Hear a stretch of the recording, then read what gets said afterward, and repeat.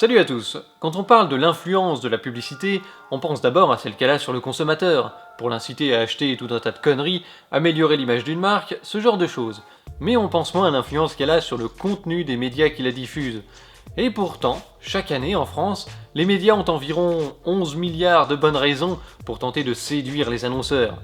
11 milliards d'euros, c'est le montant annuel de la pub en France pour la télé, la radio, internet et la presse. Et ça fait vivre pas mal de monde. Entre 40 et 50% des revenus de la presse proviennent de la publicité, et ça oscille entre 95 et 100% pour les télés et les radios commerciales, la quasi-totalité des sites d'infos sur internet, et bien sûr, les chaînes YouTube.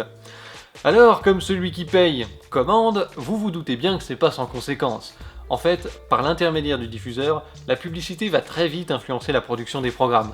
Et si aujourd'hui on se tape des contenus débiles, du putaclic, de la télé-réalité, et une forme aussi de pensée unique dans le traitement des infos, eh bien c'est en grande partie, pas que, il y a d'autres influences, mais c'est en grande partie à cause du mode de financement de ces médias axé sur la pub. Et pour le comprendre, on va faire un petit tour dans le passé. Tout commence quand Émile de Girardin crée La Presse et Armand Dutac Le Siècle, deux journaux quotidiens lancés le même jour, avec la même idée, qui était déjà appliquée aux États-Unis ou au Royaume-Uni. Ils vont intégrer pour la première fois en France de la publicité commerciale afin de diviser le prix des abonnements par deux pour toucher un public plus large. Ce prix de vente plus faible, allié à la nouveauté du moment, le feuilleton roman, va effectivement permettre à ces deux journaux de remporter une large audience en dépassant rapidement les 10 000 exemplaires. Quelques années après leur lancement, La Presse montera jusqu'à 22 000 tirages et Le Siècle 37 500, ce qui représente 2 à 3 fois plus que leurs concurrents. Concurrents qui vont être obligés de suivre le mouvement, parce qu'ils sont déjà dans la merde à cause du contexte politique de l'époque. Ils abaissent leur prix de vente et intègrent peu à peu de la pub dans leurs pages, ce qui va entraîner des changements dans leur manière de travailler. Avec l'arrivée du revenu publicitaire, on entre dans l'ère de la presse industrielle. Les journaux qui étaient encore réservés à une petite élite citadine doivent devenir populaires, parce qu'il faut attirer l'audience la plus large possible pour attirer les annonceurs, ou augmenter le prix des annonces, ce qui permet d'augmenter encore l'attrait du journal, en baissant son prix, en améliorant son contenu, donc on augmente l'audience, et puis ainsi de suite quoi. Alors ça c'est l'aspect quantitatif auquel on pense tout de suite, mais il y a aussi un aspect qualitatif à votre audience, et c'est surtout celui-là qui va poser problème. Si vous avez un large public, mais que les sujets abordés dans votre papier ne plaisent pas aux annonceurs, vous allez avoir du mal à attirer ces revenus, et vos concurrents qui profitent de la pub vont vous distancer. A l'inverse, si vous avez des sujets plaisants pour les annonceurs, mais que le public s'en tape complètement, votre audience sera très basse, et vous aurez tout autant de mal à attirer la pub dans vos pages. En fait, il faut réussir à séduire le public et les annonceurs en même temps pour maximiser les profits. Car les journaux sont maintenant des entreprises comme les autres qui sont en concurrence sur un double marché, et au fur et à mesure que le financement de la pub va prendre de l'importance, le travail des journalistes va changer, mais aussi leur mentalité. Jusqu'alors, les journaux d'information, c'était des petites entreprises artisanales, souvent unipersonnelles, ou alors vraiment avec 3-4 personnes pour la rédaction, et ils étaient les représentants de courants d'opinion politique précis. Ils étaient d'ailleurs souvent rattachés à un parti politique. Donc ils ciblaient chacun un petit marché de niche au sein d'une élite bourgeoise, intellectuelle des grandes villes, surtout à Paris. Pour ces gens-là, quand la pub arrive, c'est d'abord une subvention sympathique, qui va aider à la diffusion des infos et des idées du journal dans les couches populaires grâce à la baisse de prix, ce qui est vrai. Mais plus le marché de la pub augmente, et plus le revenu publicitaire devient la raison d'être d'un média. Et de plus en plus, les contenus sont produits de manière à maximiser ce revenu publicitaire. Donc le choix des sujets, leur traitement, les infos, les opinions, le positionnement politique, bref, tout ce que publie un média, plus il est dépendant de la pub, et plus il est soumis aux désirs des annonceurs, qui priment sur tout. Donc les idéaux du journaliste, du propriétaire du média, si c'est pas compatible avec les désirs des annonceurs, tôt ou tard, ça passe à la trappe. D'autant plus que contrairement aux petites annonces qui ont toujours existé dans la presse et qui étaient gérées directement par le journal qui les publiait, le marché pub d'un journal va être délégué à une régie publicitaire, qui va faire le lien entre la multiplicité des annonceurs et la multiplicité des journaux par un contrat d'affermage. Entre 1850 et 57, le capitalisme étant ce qu'il est, ces régies publicitaires qui étaient déjà peu nombreuses vont rapidement n'être plus que 3, à force de rachats et de fusions. On peut donc dire que les 3 maisons Panis, Bigot et Laffitte, associées entre elles, réunissent en fermage tous les journaux politiques de la capitale.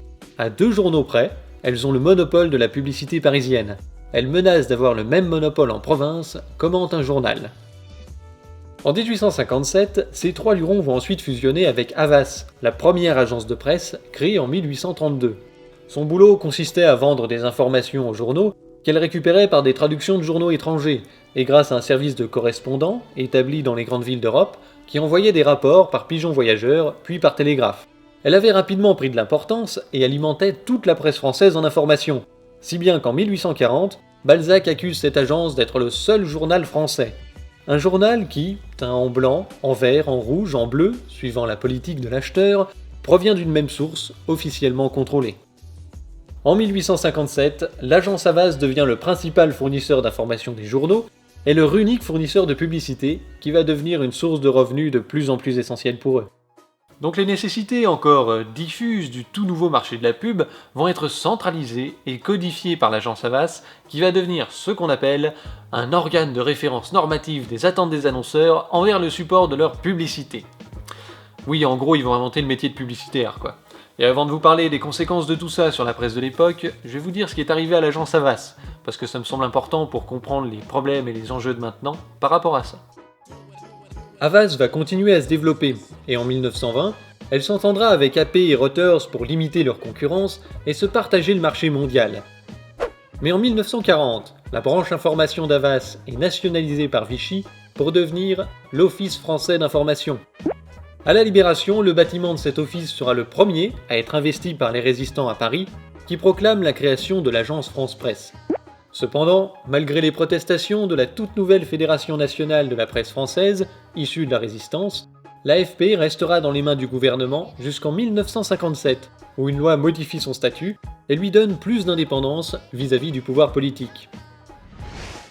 En 1944, la FNPF avait aussi créé un Office national du contrôle de la publicité, qui devait répartir la publicité d'État sous le contrôle des journalistes et par l'intermédiaire d'Havas, dans le but d'éviter les manœuvres et les pressions des politiciens sur les journaux via ses revenus publicitaires. Mais cet office vivra seulement 2 ans, jusqu'à ce que le ministère des Finances, grand pourvoyeur de ces revenus, décide de revenir à l'ancien système et de traiter directement avec la presse, parce que ça fait quand même chier de financer l'opposition, vous comprenez ? Le journal qui s'était engagé à ménager le gouvernement se voyait, même s'il n'avait pas de lecteurs, octroyer d'amples placards, touchant les bons du Trésor ou la loterie nationale. Tandis que le journal qui avait le double tort d'être dans l'opposition et d'avoir des lecteurs se voyait réduit à la portion congrue. Là on voit bien que la pub, c'est pas du tout de l'argent bonus sans conséquence pour la presse comme ça pouvait l'être au tout début.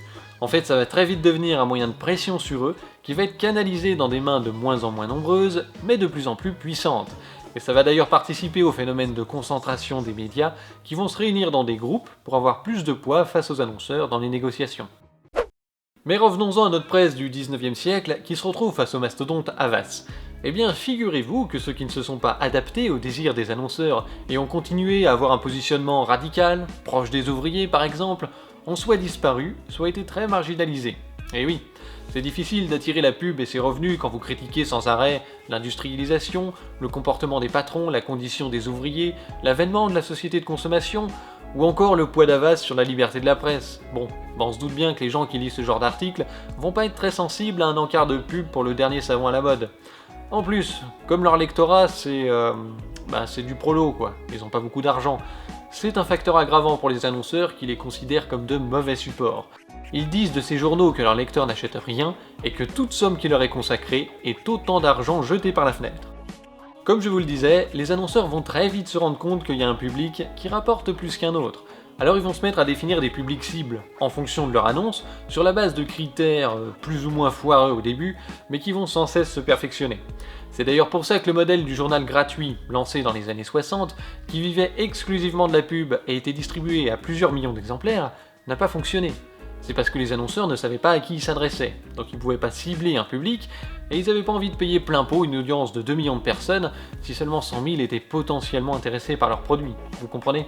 En gros, il y a 2 critères d'un public de qualité pour un annonceur. Il faut fournir un public qui soit réceptif aux messages publicitaires, ça on verra ce que ça veut dire dans la deuxième partie, et il faut que ce public corresponde à la cible de l'annonceur. Et donc pour ça, il faut forcément savoir qui lit un journal ou qui regarde une émission. Comment est-ce qu'on fait pour le savoir ? Eh bien pour un journal, c'est assez simple. Pour le quantifier, vous pouvez regarder les chiffres de vente ou le nombre d'abonnés d'un journal. Et pour le qualifier, il suffit de faire remplir un questionnaire au lecteur pour obtenir des infos sur eux, Nom, prénom, âge, profession, adresse, tout ce qui vous intéresse. Ça peut se faire au moment de l'abonnement ou alors avec un jeu concours. Vous leur faites gagner une babiole et ça les motive à répondre aux questions. YouTube aussi utilise ce genre d'enquête. De temps en temps, avant une vidéo, vous aurez cet écran où on vous demande quelle pub vous avez vu récemment, votre catégorie d'âge, etc. Pour la radio, c'est différent. On s'est longtemps servi des chiffres de vente de postes de radio pour avoir une idée de l'audience potentielle de ce média. Et pour donner une valeur à cette audience, les publicitaires qui avaient affirmé la pub des radios, comme ils l'avaient fait pour les journaux à l'époque, pouvaient toujours vanter auprès de leurs clients l'augmentation des ventes d'une entreprise après un spot de pub sur une radio, par exemple. Quant à la télé, étant un média exclusivement public à ses débuts, la publicité commerciale y était interdite jusqu'en 1968. Et après cette date, c'est une régie publique qui va s'occuper de vendre les encarts, de fixer les prix et de réaliser les spots. À la télé comme à la radio, la pub s'est très peu développée jusqu'aux dérégulations et aux privatisations dans les années 70-80 qui ont conduit à l'apparition en France des chaînes de télé et de radio commerciales d'envergure nationale qui ne vivent que de la pub. C'est à ce moment-là qu'est apparue la nécessité de mesurer l'audience de chacun de ces médias avec plus de précision, car ils sont maintenant en concurrence pour vendre leur audience et que des techniques nouvelles permettaient de la mesurer.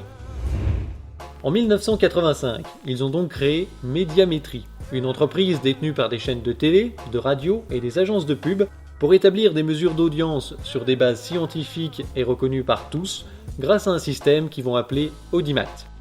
Je vous passe les détails, mais en gros c'est des sondages.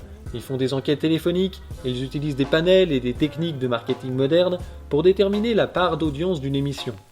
Ces chiffres de l'audimat sont immédiatement devenus l'obsession des animateurs, parce qu'ils ont un pouvoir de vie et de mort sur une émission et ont un impact énorme sur les revenus publicitaires, qui sont pour ces médias, je le rappelle, la seule source de revenus.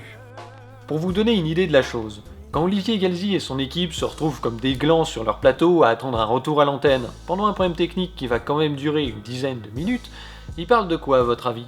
De l'audience. Le mec s'inquiète. Les gens vont partir sur iTélé. Merde, mon pic à 200 000. Oh. Donc si ça revient, moi j'ai demandé 10 minutes de plus. Ça ne fera pas revenir tout de suite le téléspectateur derrière, mais bon, au moins ça nous laisse... Enfin, qu'on soit pas venu pour rien, quoi. Mais là j'ai mon pic à 200 000 qui s'éloigne, là, tu vois. Ah, parce que l'autre jour, pour le débrief, on avait fait un pic à 200 000 à minuit 30. Et il y a du monde encore. Avec Virginie. Parce que là, sur LCI aussi. Ouais, ça avait bien marché. Ouais. LCI, toi? Mais ils font un truc ou pas ce soir d'ailleurs? Je pense qu'ils font un débrief, j'espère pour eux. Je sais pas. Mais normalement ils étaient battus. Parce que c'était pas chez eux, je suis pas sûr justement. À mon avis, ils le font un peu, ils n'ont pas le choix, mais si tu veux, ils étaient battus parce qu'on drainait l'audience. Mais là, on vient de renvoyer à mort, là. Ça fait depuis 10 minutes qu'on est... Non. Ça fait 10 minutes qu'on est dans le chat. Tous les dingos de politique, ils sont passés sur une ferme. Ah, c'est à nous. Désolé pour ce bug technique, la soirée. Peut-être que certains vont trouver ça bizarre qu'un journaliste soit autant préoccupé par son audience. Mais ça, c'est une conversation complètement banale que vous trouverez dans toutes les télés et les radios, en France et ailleurs dans le monde. C'est normal que Galzi soit dégoûté par cette coupure, parce qu'il n'est pas en concurrence pour le prix Pulitzer, il est en concurrence sur les parts de marché. C'est ces chiffres-là qui disent s'il a bien fait son boulot ou pas, et ça paye en dépend.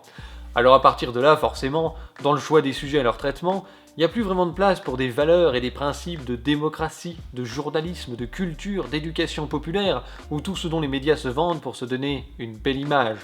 En vérité, tout ce qui compte, c'est est-ce qu'un sujet va me rapporter une grosse audience ou pas?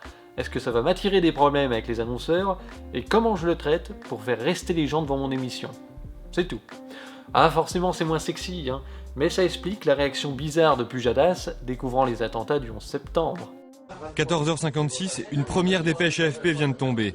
David, lui, n'est pas encore au courant. C'est en regardant les images à la télévision qu'il apprend qu'un avion a percuté une tour du World Trade Center à New York. On pense alors à un simple accident, incroyable. Génial, c'est la première réaction à une information dont personne ne mesure encore les conséquences. C'est mieux que Concorde, quand même, on est battu là. Quand améliorer l'audience est votre premier sujet de préoccupation dans votre boulot, et que vous y avez déjà sacrifié tous vos principes, le pas suivant pour tenter de réussir, c'est accepter de transgresser la légalité. Eh bien c'est ce qu'ils ont fait à Fun Radio. À défaut de réussir à augmenter réellement leur audience, ils ont tenté d'en bidouiller les chiffres, et d'une manière extrêmement subtile. Fun Radio est accusé de truquer les résultats des audiences radio ou en tout cas de les fausser. Hier, les radios privées concurrentes de Fun Radio ont adressé, selon nos informations, une mise en demeure à Fun Radio ainsi qu'à l'Institut Médiamétrie qui publie ses audiences. Alors on va tout d'abord essayer de vous expliquer concrètement les tenants et les aboutissants de cette affaire. Jérôme Ivanichenko, bonjour. Bonjour Jean-Marc. Vous êtes notre expert média. Pour bien comprendre cette affaire, il faut d'abord que vous nous expliquiez comment fonctionne le calcul des audiences radio. Eh bien, c'est l'Institut Médiamétrie qui effectue ces relevés. Ce même institut qui nous communique chaque matin les audiences télé. Pour établir ces résultats, Médiamétrie passe des coups de téléphone, 400 chaque jour, pour interroger les Français sur leurs habitudes, sur les radios qu'ils ont écoutées au cours des dernières 24 heures, sur la fréquence à laquelle ils ont suivi tel ou tel programme et sur leur durée d'écoute. Ces réponses, elles sont ensuite compilées jour après jour et elles viennent nourrir les résultats. Dans le jargon de la radio, on appelle ça les vagues d'audience. Il y en a 4 par an, publiées à intervalles réguliers. Des résultats qui présentent un caractère essentiel pour les stations. Ça leur permet de connaître le profil et surtout le nombre de leurs auditeurs et donc d'établir la grille des tarifs publicitaires. C'est aussi l'élément indispensable pour construire le contenu des programmes mis à l'antenne, de savoir si telle ou telle émission remplit ou non ses objectifs. Fun Radio a tout simplement tenté de manipuler ces résultats. De quelle manière ? Eh bien, en incitant ses auditeurs à mentir s'ils étaient appelés par Médiamétrie. Ces mesures d'audience, elles reposent sur une seule chose, on l'a vu, sur la bonne foi de ceux qui répondent à ces sondages. Ils fonctionnent sur un mode déclaratif, un principe qui a ses limites, qui manque de précision et qui incite certains à tricher. Ce matin, un animateur de Fun Radio se retrouve dans la ligne de mire des radios concurrentes. C'est Bruno Guillon. Il anime la tranche 6h-9h de la station et à plusieurs reprises, il a appelé ses auditeurs à mentir pour gonfler artificiellement ses audiences. Écoutez par exemple ce qu'il disait à l'antenne le 15 novembre dernier. Si un jour, vous avez un coup de fil, on vous dit au téléphone, bonjour, c'est Médiamétrie, est-ce que vous avez 10 minutes à nous accorder ? Le premier réflexe qu'on a, on l'a tous, c'est non, j'ai pas le temps, je vais amener un enfant à l'école, je pars en cours, j'ai ceci, j'ai cela, prenez 10 minutes. Pourquoi ? Parce que cette personne va vous poser des questions en disant quelle radio vous avez écouté hier matin ? Vous dites Fun Radio, hop. Et après en rentrant du travail, quelle radio vous avez écouté ? J'ai écouté Fun Radio. Et en vous couchant, j'ai écouté Fun Radio. Voilà. Et dans votre journée, vous avez écouté d'autres radios que Fun Radio ? Non, j'ai écouté Fun Radio. Et puis dites-le aussi à vos amis, même ceux qui écoutent pas Fun Radio, genre les gens qui... Votre grand-mère qui écoute pas la radio, elle est sourde, c'est pas grave. Voilà, dites-lui. Non mais vous pouvez dire Fun Radio même sans nous écouter, vraiment, c'est ça le truc, genre. C'est ça. Si vous le faites pas pour vous, faites-le pour nous. Voilà. Une fois vous pouvez même écouter une autre radio. Oui. Voilà, l'auditeur de tout à l'heure, là, Jérôme, écoutez Énergie, voilà, vous pouvez écouter Énergie, mais par contre, quand on vous appelle, vous dites que vous écoutez Fun Radio. Voilà, faut mentir. Voilà, faut mentir, on l'entend clairement, c'est l'appel qui est lancé aux auditeurs. Alors voilà en gros comment on définit et on mesure l'audience d'un média et les conséquences néfastes que ça peut avoir sur des gens qui se prétendent journalistes mais qui ne sont que des fabricants d'audience, et même plus précisément des fabricants d'audimat. Plus que le réel, ce qui compte c'est les chiffres que va en donner Médiamétrie. Et comme la technique est un peu limitée, elle est critiquée. Certains voudraient en changer, d'autres essayent de tricher. Mais bon, pour l'instant c'est la meilleure référence qui existe pour que les médias expliquent ce qu'ils vendent aux annonceurs. Et ils s'en servent. Dans son argumentaire à l'attention des annonceurs, Soap Opera Digest déclarait « Vous voulez sans doute savoir quelle est notre première réussite. Aujourd'hui, Soap Opera Digest vous livre plus de femmes de la catégorie 18-49 ans et un CPM inférieur que n'importe quel autre magazine. » C'est beau, non ? Quelle belle réussite. Et maintenant, voici l'article 1 du projet des droits et devoirs de la presse libre de 1945. La presse n'est pas un instrument de profit commercial, mais un instrument de culture. Sa mission est de donner des informations exactes, de défendre des idées, de servir la cause du progrès humain. Vous ne trouverez jamais un article dans aucun texte sur la liberté de la presse ou le devoir du journalisme affirmant que la première réussite d'un journal, c'est de livrer des femmes de la catégorie 18-49 ans à des annonceurs. Ça n'existe pas. Et c'est là qu'on se rend compte de l'opposition qu'il y a entre ce qu'on attend du journalisme en démocratie et les nécessités capitalistes d'une entreprise de presse dépendante de la pub. Les mecs ne vendent pas une émission ou un journal à un public, ils vendent le public à des annonceurs. C'est quand même pas le même boulot. On a bien vu que Galzi ou Pujadas, ils se lèvent pas le matin en se demandant comment ils vont pouvoir améliorer la démocratie, éveiller la conscience des masses ou je sais pas quoi. La question, c'est comment améliorer mon audience en quantité et en qualité pour mieux la vendre sur ma tranche horaire. C'est tout. Et justement, grâce aux mesures d'audience de Médiamétrie, chaîne par chaîne, mais surtout émission par émission, c'est ça la grande nouveauté dans les années 80, on va pouvoir améliorer le ciblage des consommateurs. Comme on l'a vu, vendre 2 millions de personnes complètement random à un annonceur, en général, ça l'intéresse pas trop. Parce qu'il a une cible pour son produit, il veut s'assurer qu'il s'adresse aux bonnes personnes. Avec les mesures d'audience, On sait maintenant qui regarde quoi, alors on peut segmenter, et la télé le fait très bien. Vous avez des émissions pour les enfants, les ados, les vieux, sur le jardinage, le bricolage, le sport, les bagnoles, l'actualité, etc. Si on veut vendre des céréales pour le petit-déj, on mettra le spot au milieu des dessins animés, et si on veut vendre un monte-escalier électrique, on mettra le spot pendant le téléfilm de l'après-midi. Marcel Bleustein-Blanchet, fondateur de Publicis, trouve tout cela formidable. Dans ses mémoires, il écrit à propos de la radio que seule la publicité permet l'émulation entre les postes, qui doivent s'ingénier à conserver l'audience du public en améliorant sans cesse leur programme. Or, une émission qui réussit est une émission écoutée, et par des gens que personne ne force à supporter la publicité. Il est donc faux d'affirmer, comme le font certains, que la publicité est intolérable. Que penser par contre d'une radio qui n'a cure d'aucun jugement ? Il faut être en contact avec l'auditeur pour savoir ce qui lui plaît. Et s'il avait raison ? Et si c'était le meilleur système pour donner aux gens ce qu'ils ont envie de voir ? Parce qu'après tout, il y a quand même un triple avantage à la publicité. Comme les médias sont en concurrence pour nous attirer et nous captiver, ils sont bien obligés de produire quelque chose de valable. Je veux dire, si on lit un journal, si on écoute, si on regarde une émission, c'est bien parce qu'elle nous plaît, on nous a pas attachés devant. En plus, comme c'est financé par la pub, c'est moins cher, voire même complètement gratuit pour le spectateur. Et grâce à la nécessité de segmenter le public, les émissions sont très diversifiées, il y en a pour tous les goûts. Alors, si aujourd'hui, à la télé notamment, il n'y a quasiment plus d'émissions scientifiques, de débats politiques, de journalisme d'investigation, et que des points de vue idéologiques sont complètement absents, bah c'est peut-être parce que le public n'a pas envie de voir ça, tout simplement. Finalement, la pub, c'est plutôt cool. T'es un menteur, toi? C'est la vérité! Oh, le menteur! C'est la vérité! Oh, le menteur! C'est la vérité! À qui vous allez faire confiance? À nous ou à ces types? Eh oui, si vous avez bien suivi, vous savez que tout n'est pas si rose, parce que la presse ouvrière du 19e siècle s'était justement fait niquer par le manque de pub, malgré sa large audience. Et en ce moment, sur internet, on voit des gens qui produisent des émissions, des conférences, sur l'histoire, les sciences, la politique et plein d'autres sujets. Ils disent et font des choses que vous ne verrez jamais à la télé, et pourtant ils font des centaines de milliers de vues, voire des millions. Alors pourquoi est-ce que la télé se prive de cette audience ? Eh bien ça, c'est ce qu'on verra dans la deuxième partie, qui arrive très vite.